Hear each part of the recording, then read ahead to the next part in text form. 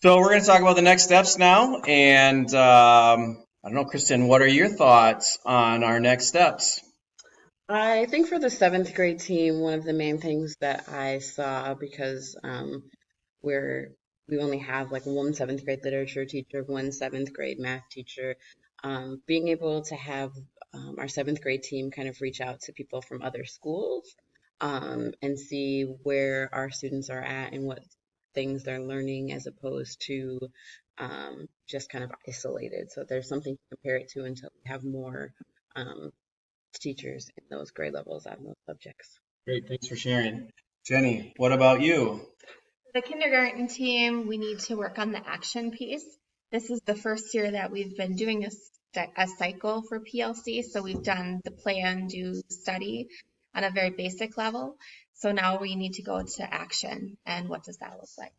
What does that look like? Thank you for sharing. Matt, let's hear from you.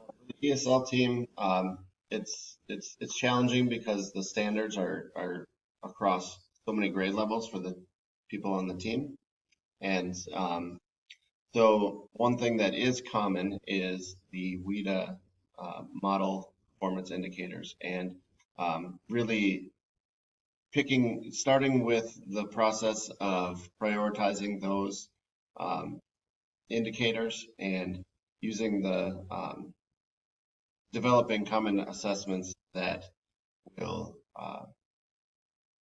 assess the students on their levels and reach them to the next level. Uh,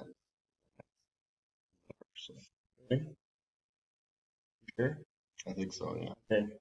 Yeah, overall, we're really excited about the direction of our school. We are excited to do this work. We know that it's not the end of the journey. It's something that we'll continuously have to be looking at.